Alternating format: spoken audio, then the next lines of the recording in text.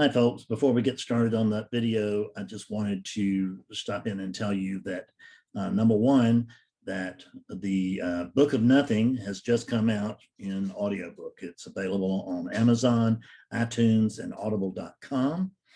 I'm already getting mail on it. I knew that I would because it's the perfect book for audio. And you put it in the background, no matter what you're doing, or you can sit down and meditate to it or whatever you want to do.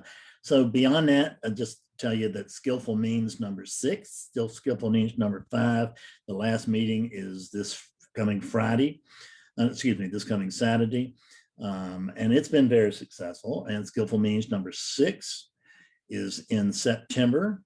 There's information on that in the website. We are already taking bookings, and those series typically sell out ahead of time. So if you're interested in coming, you might want to go to awakeningclaritynow.com and check it out. And I hope to see you then. Thanks. Bye-bye. Hello, everybody. Good to be with you. So I want to talk to you today about a very serious topic and something that's really close to my heart. And that is, I'm going to talk to you about non-duality and mental health. And it is a serious topic. And I say this as someone who has good mental health, but also has the addition of antidepressants that contribute to that. I wouldn't be wild in the streets if I didn't have it, but life is just smoother and easier with it. So I know that there are people that are going to tell me that, boy, that means you're not awake, and you know, this and that and the other, and I don't care. I'm just looking for what works. And that's what I try to help you with, is I try to bring you what works. I don't necessarily tell you how it works or why it works. I just, sometimes I do, sometimes I don't. If I don't, because I don't always know, right? These things just come to me and I can see, oh, well, that feels very true. And, but there's no explanation, you know. The universe doesn't actually have to come down and explain everything to Fred as much as I used to think so. And it's so confident in that now that it doesn't even check with me anymore. It just does what it does. So we sometimes have the awakening and mental health thing, we have that backwards. And I had it backwards for a long time. So I'm just talking about my own experience here. But hopefully my experience as a teacher with many, many other people who've had challenges, that can be helpful as well. But let's get our mental health reasonably stable before we go too far into non-duality, okay? This non-duality is marvelous, but it's out on the fringe, even for the well people, right? Is that we're out on the fringe as it is. And we talk a lot about detachment.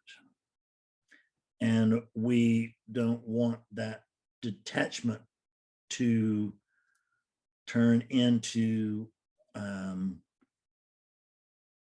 where there's no identification. Right? What do they call that? It's not detached. What's the other word? I can't think of it. Doesn't matter.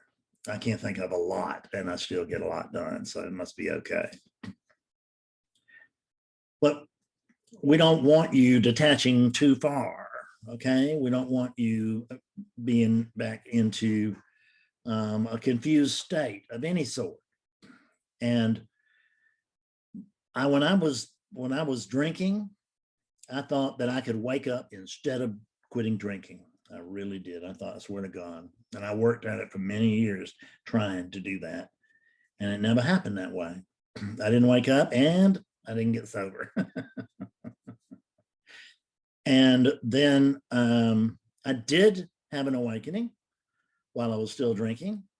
And it had almost no duration. It was just, it came and gone, because you couldn't maintain that sort of steadiness when you're drinking. And this thing is really steady. You know, there's ups and downs, but they're not like, oh, they're kind of like, right? Much more. So it's not, but there's nothing about this that's boring. Don't get confused. But it's just not as, I'm not running from ecstasy to misery, right? So when I was a drug addict, I was never the worst drug addict, but I was a drug addict. And when I was a drug addict, I hoped that I could,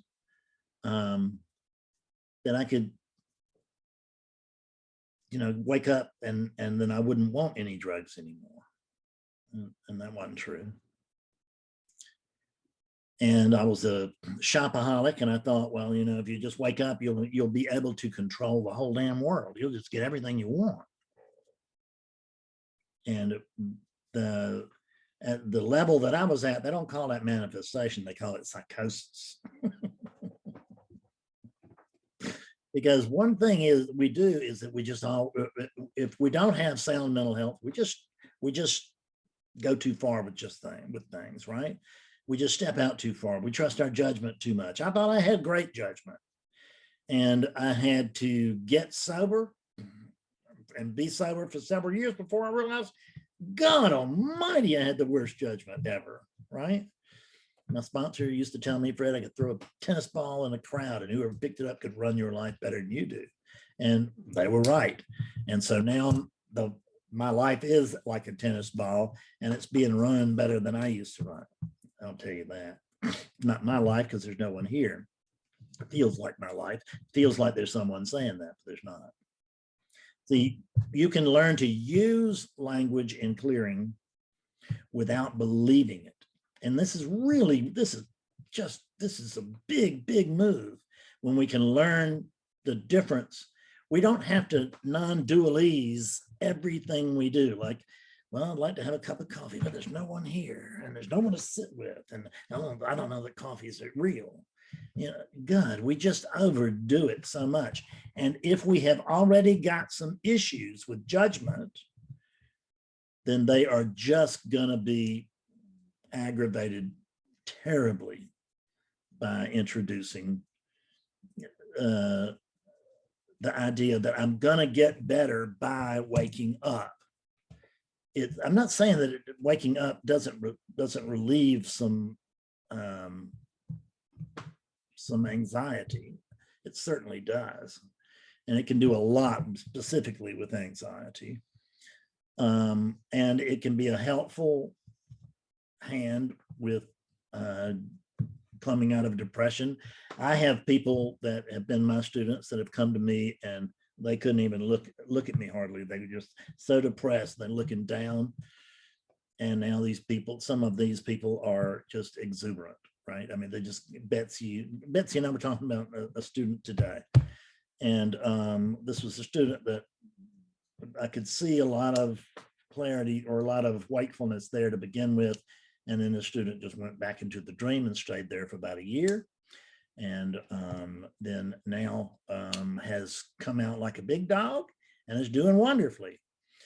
And yet I saw this very same client in tears here recently, because there are things in relative life that these units just can't handle on their own. There's no shame. God almighty, if there was shame in it, I wouldn't be so happy about sharing this with you. And I've been sharing this for years. And to my knowledge, I've never lost a client as a result of it.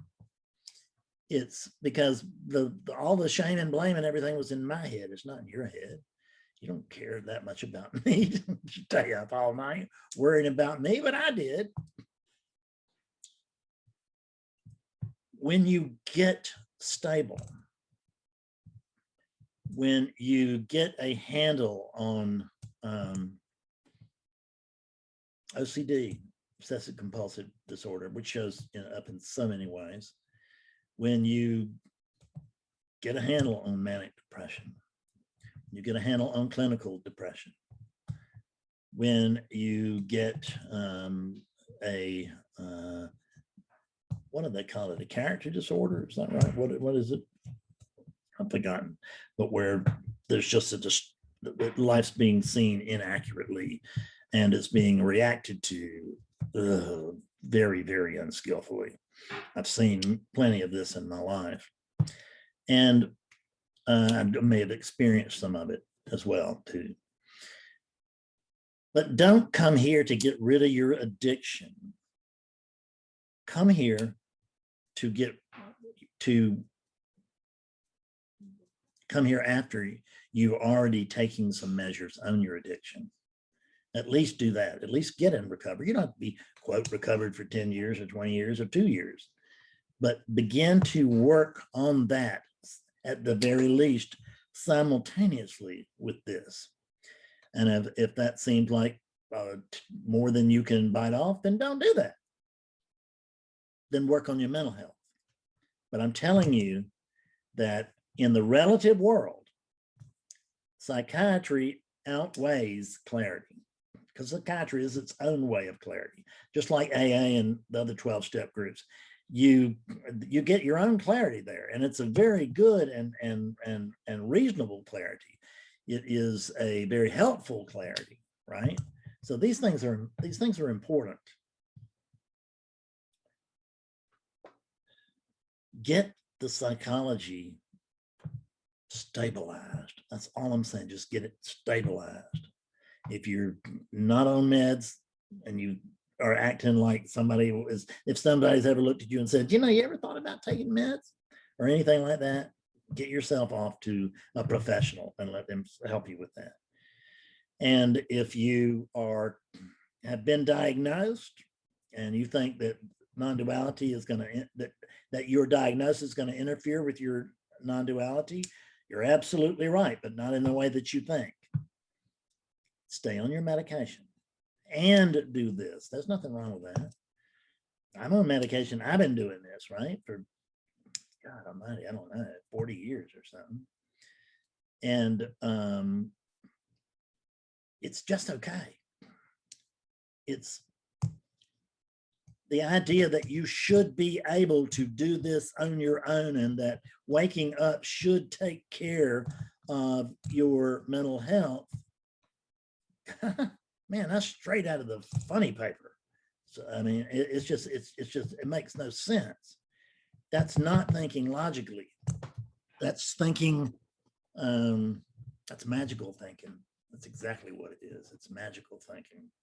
The idea is, if I do this, the world will change, everything will be different. Where things will be different is if you change your practical experience. And I'm going to say you, don't even worry about who I'm talking about. Let's not go that deep. When you change your outlook, and that's what changes when you become stable. And it doesn't have to be medication. It can be talk therapy. I keep talking about medication because I meet a lot of people who need it, but I actually meet more people who need talk therapy.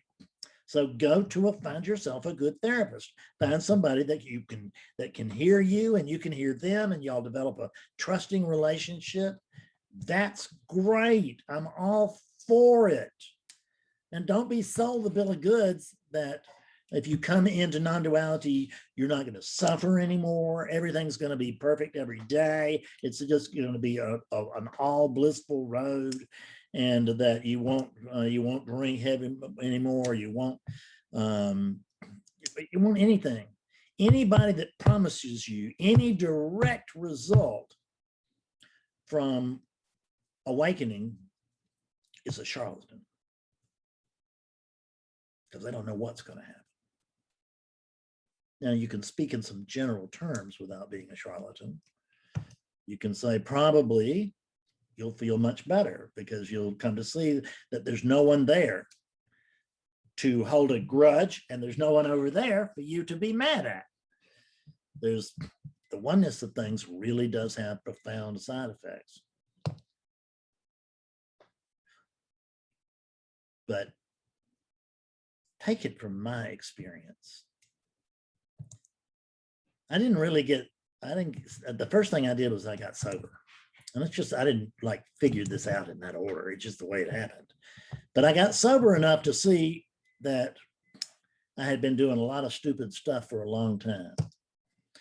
When I got sober, I got sane enough to recognize that I had been smoking all these years and lying to myself about that. And that was the second craziest thing that I was doing. And probably the third craziest thing that I was doing was believing if I just woke up, everything will be fine. On a practical level, when you may see that everything is fine, because it is fine, it really is. But that's not that helpful if you can't feel that, if you can't believe in that, if you just like using that as a, gee, this is what I've heard, that's not going to really help you much. It may help you a little bit, maybe give you some comfort, but it's not any kind of a cure.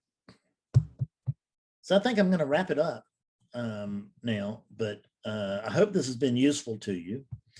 And it's been useful to me. It's always useful for me to come out and talk about these things, because it keeps me from getting, too far up on the special teacher pedestal. Because don't think this unit won't run up there. But fortunately, it's had the good fortune to walk down from that special pedestal every time. Lose your specialness. That's, come to non-duality and quit being special, because you're not special anyway. So at least we just tell you the truth, you're not special. At any rate, I'm gonna sell something and take it back. So let me quit right now. It's been wonderful to spend some time with you. It's always good to be with you, Awakeness. Always. I love you.